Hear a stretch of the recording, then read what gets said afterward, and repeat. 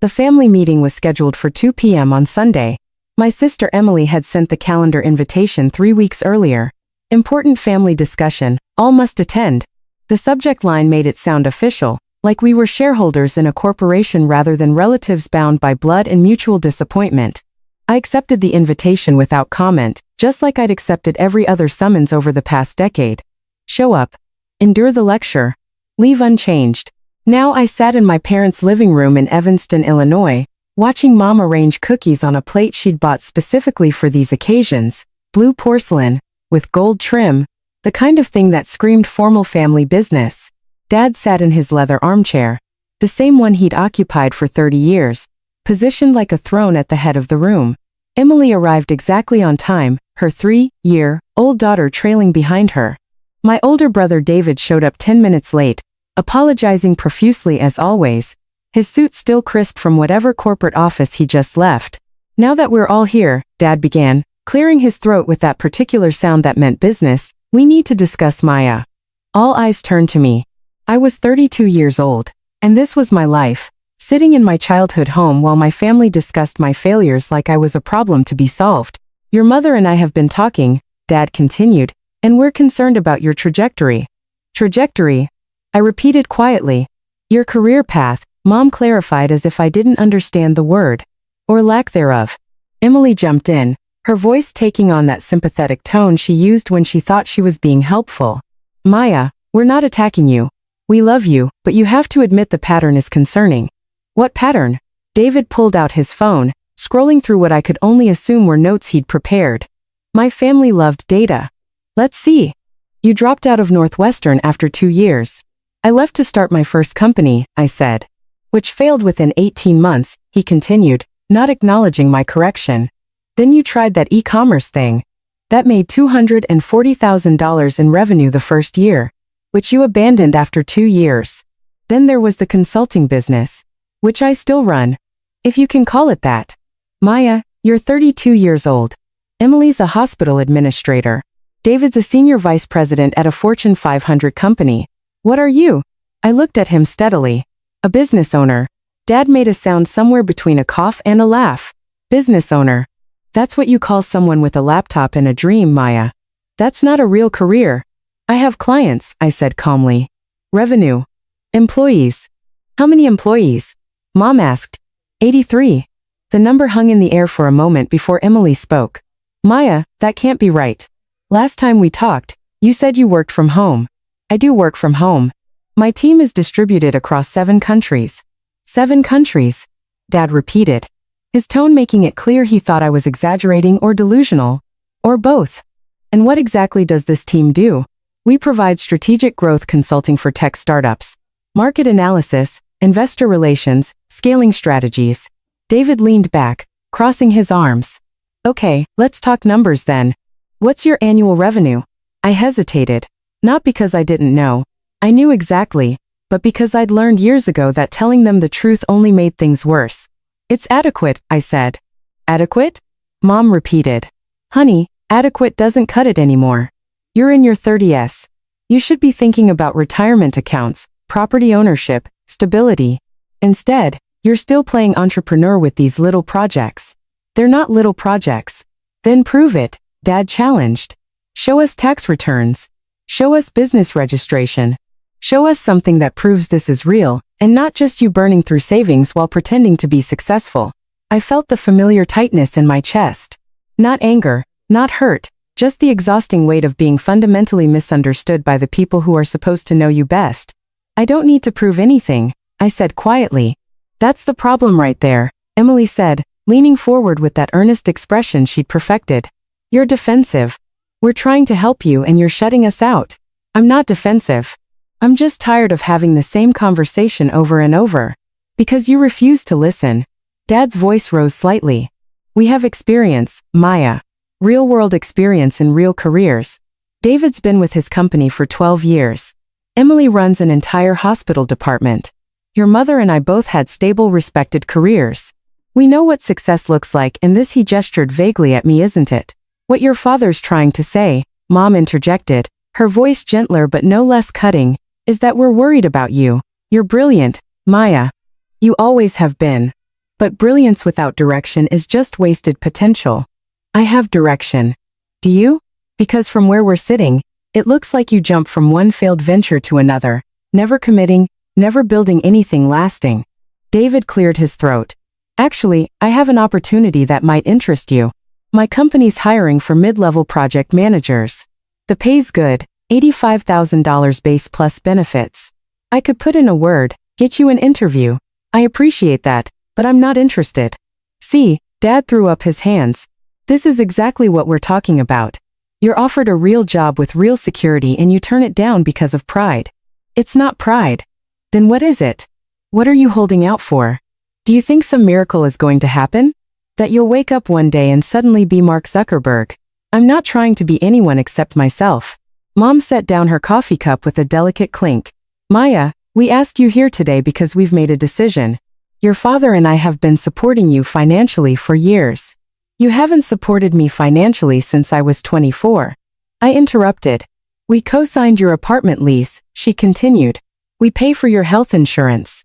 We've bailed you out of credit card debt twice. That was 6 years ago. The point is, Dad said firmly, we're cutting you off completely. No more safety net. You're 32 years old, and it's time you learned what the real world is like. The room went silent except for the ticking of the grandfather clock in the corner. Okay, I said simply. They seemed surprised by my lack of resistance. Okay, Emily repeated. That's it. What do you want me to say? You've made your decision. I respect it. Don't you understand what this means? Mom asked, her voice rising with concern. Without our support, you'll have to get a real job. I know. That's what you're hoping for. I stood up, smoothing my jeans. Is there anything else you wanted to discuss? Maya, don't be like this, David said. We're not the enemy here. I never said you were. Then why are you leaving? Because there's no point in continuing this conversation. You've decided who I am and what I'm capable of. Nothing I say will change your minds. Dad stood as well, his face reddening. You know what your problem is? Maya. You're arrogant. You think you're smarter than everyone else. That you see opportunities we can't see. But you're not special. You're just stubborn and unrealistic, and one day you're going to wake up 40 years old, with nothing to show for it except a string of failures. I picked up my bag, my movements calm and deliberate. Thank you for your concern. Maya, please, Mom said, standing now too. We're doing this because we love you. Can't you see that? I see that you love me. I also see that you don't believe in me. Those two things can coexist. Emily tried one more time. If you would just listen to reason. I have listened. For 10 years I've listened. And I'm tired. I walked to the door and they followed. Their voices overlapping. You're making a mistake. You're throwing your life away. One day you'll understand we were right. I turned at the threshold, looking at them one more time. My father with his certainty and his rules. My mother with her worry and her disappointment. My siblings with their conventional success and their pity. I hope you all have a good evening, I said, and walked out into the cool September air. The drive back to my apartment in Lincoln Park took 20 minutes. 20 minutes of silence where I didn't cry or rage or feel much of anything except a dull, familiar ache. They didn't know. They couldn't know. Last month, my company had closed a consulting contract with 3 simultaneous Fortune 100 companies, $47 million in combined revenue. The month before that, we'd been approached by a venture capital firm about acquisition opportunities. 2 weeks ago, Forbes had contacted me about their annual Most Influential Entrepreneurs Under 40 feature. The interview had lasted 3 hours. The photographer had taken over 200 shots. They'd fact-checked every claim, verified every number, spoken with my clients and my team. The feature was publishing tomorrow. I'd known for 6 weeks that I was going to be on the cover. Forbes' youngest featured consultant. The woman revolutionizing tech growth strategy. They were calling me the secret weapon behind Silicon Valley's biggest successes. And I hadn't told my family any of it. Not because I was waiting for the right moment. Not because I wanted to surprise them, but because I knew they wouldn't believe me until someone else told them it was true. Monday morning arrived gray and cold. I was in my home office, a converted second bedroom with windows overlooking the park, when my phone started buzzing at 6 a.m. My CEO, it's live. Forbes just posted. My head of communications, Holy Maya. Front page of their website. My oldest client, the CEO of a $2 billion SaaS company. Congrats on the Forbes cover. Well deserved. I pulled up the Forbes website on my laptop. There it was front and center. My face professionally lit wearing the navy blazer they'd selected. The headline read, Meet Forbes' Most Powerful Entrepreneur Under 40, How Maya Richardson Built a $200 Million Consulting Empire in Silence. The article was extensive, 3,500 words detailing my journey from Northwestern dropout to sought-after consultant. They'd interviewed 12 of my clients, all of whom spoke on record about my impact on their companies. They'd analyzed my methodology, my growth strategy, my unique approach to market analysis. The numbers were all there. $200 million in total client value created. 83 employees across 7 countries. Active contracts with 23 Fortune 500 companies. A client retention rate of 96%. Average company growth of 340% within 18 months of engagement. She's the consultant that billionaires call when they're stuck. One CEO was quoted saying, Working with Maya isn't just about growth. It's about transformation. My phone continued buzzing. Congratulations from colleagues, interview requests from CNBC, Bloomberg, and the Wall Street Journal, new client inquiries. Messages from former classmates who'd suddenly remembered we were friends. Nothing from my family. I worked through the morning handling the surge of attention with my communications team. By noon, the Forbes article had been shared over 40,000 times on LinkedIn. By 2 p.m., I was trending on Twitter under number, Forbes Most Influential. My phone rang at 3:17 p.m. Emily. I let it go to voicemail. She called again immediately. Then David. Then Mom. Then Dad. I silenced my phone and went back to work. The messages started piling up. Emily, Maya. Please call me. I need to talk to you about something important. David. Is this Forbes article real? Call me immediately. Mom. Honey. There's something on the news about you. I'm confused. Please call. Dad, we need to discuss this Forbes situation. At 5 p.m., my building's front desk called. Miss Richardson, there are some people here to see you. They say they're your family. Tell them I'm unavailable. They're quite insistent, ma'am. I sighed. Send them up. 3 minutes later, they were at my door. All 4 of them looking shell-shocked and uncertain in a way I'd never seen before. Maya. Mom started, her voice breaking slightly. We've been trying to reach you all day. I've been working. Working? Dad repeated, his usual authority missing from his tone. Maya. There's an article in Forbes.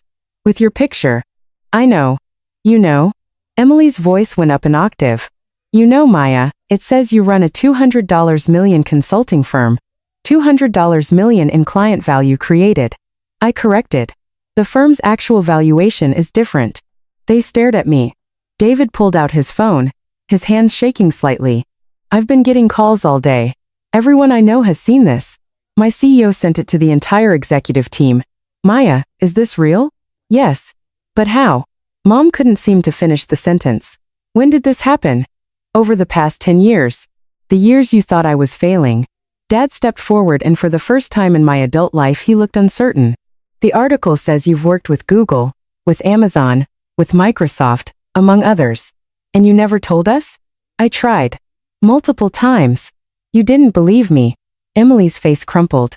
Maya, we had no idea. If we'd known. If you'd known what? You would have treated me differently. That's the problem. Emily. Your respect was conditional on external validation. That's not fair. David protested. You were so secretive. You never showed us anything concrete. I told you I had clients. I told you I had employees. I told you the business was growing. But because I didn't have a corporate job title in a corner office, you assumed I was failing. Mom reached out as if to touch my arm, then pulled back. Honey, we were worried about you. You have to understand from our perspective. From your perspective, I was a failure. I understand that. What you need to understand is that your perspective was wrong. The article says you're worth $127 million. Dad said, his voice flat. That can't be accurate.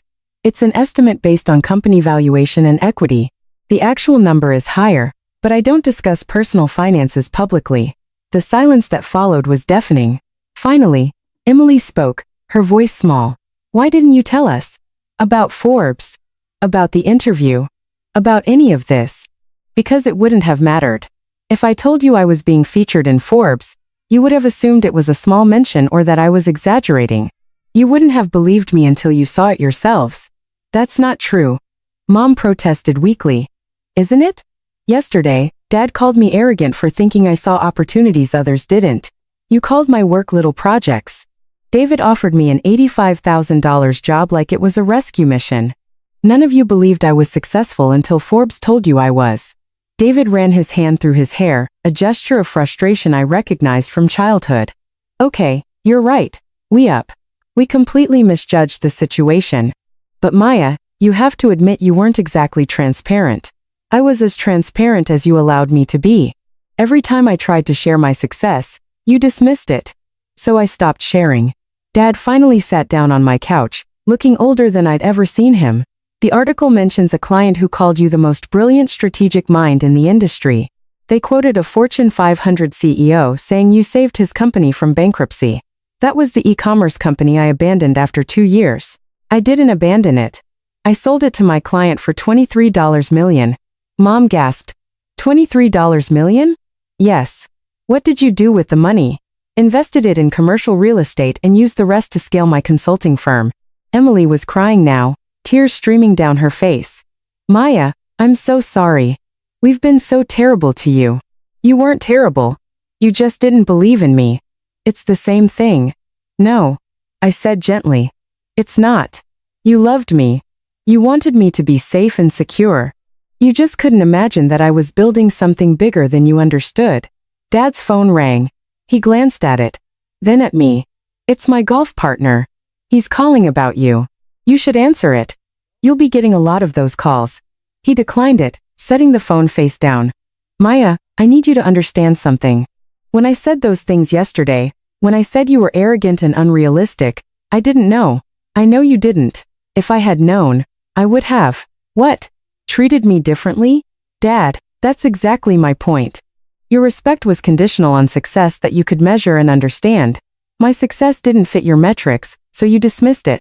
That's not... He stopped, his face crumbling slightly. You're right. That's exactly what I did.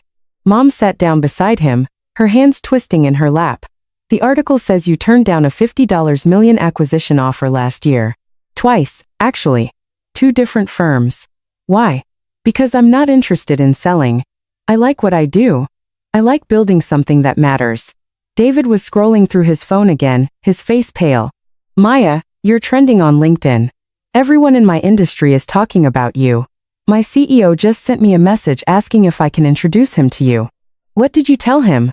I haven't responded yet. I don't know what to say. Tell him the truth. Tell him you're my brother. And you'll ask if I'm taking new clients. Are you? We have a wait list of 63 companies right now. But I can make exceptions for strategic partnerships.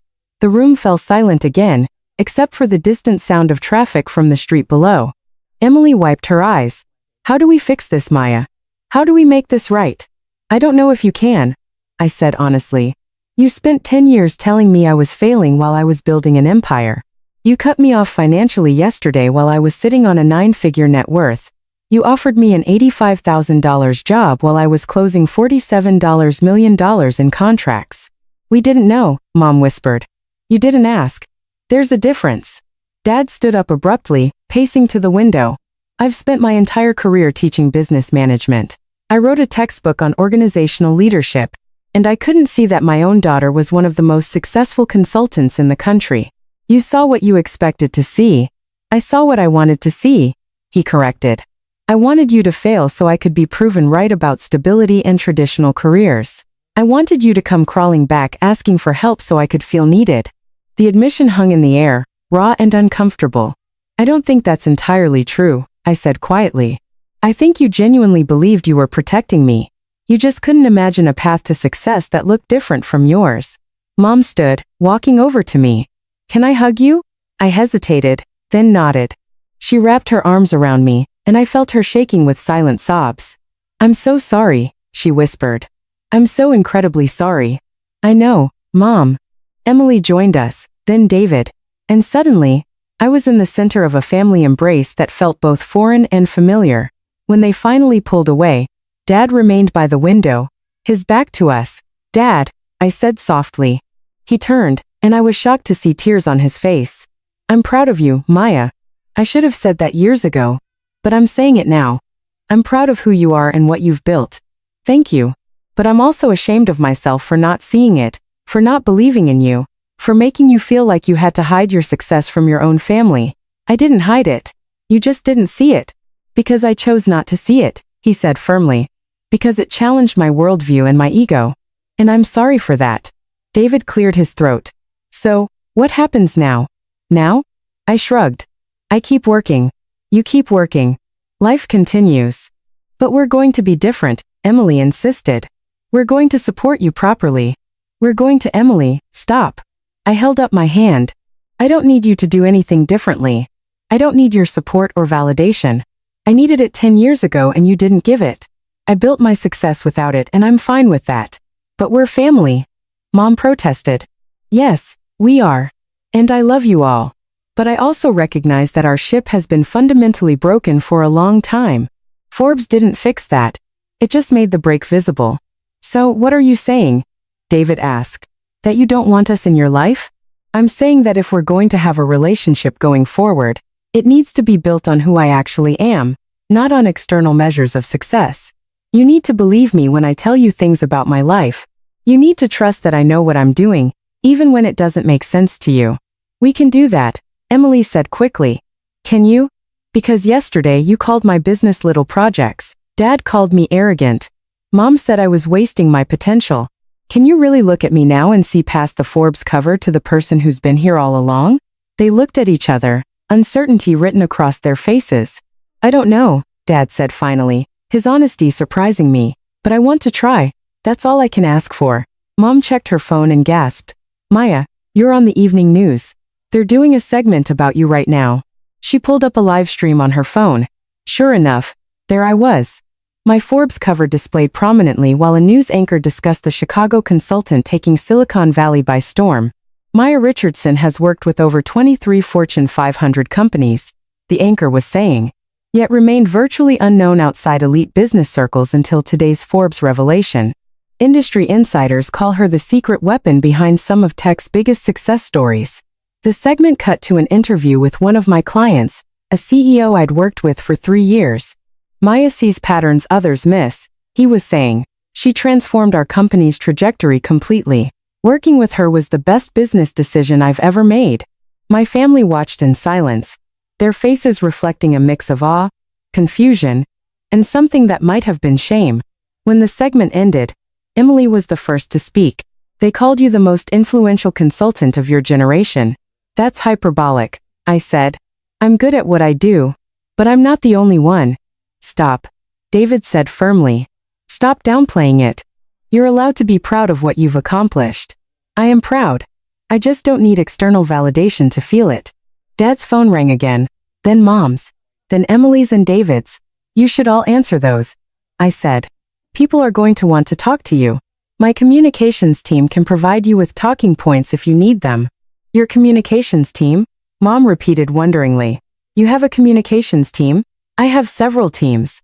Communications, operations, client services, research and development, strategic partnerships. That's what happens when you run a company with 83 employees. 83 employees you said you had yesterday. Dad said slowly. And we laughed. I know. We laughed at the truth. Yes.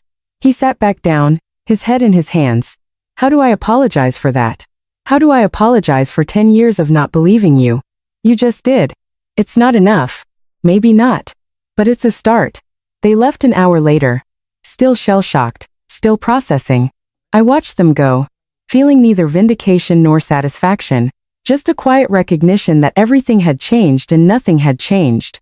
They believed me now because Forbes told them to. They respected me now because the world had validated what I'd been trying to tell them for a decade. Their apologies were sincere, but they were also conditional, contingent on proof they finally couldn't deny. I returned to my office and pulled up my calendar.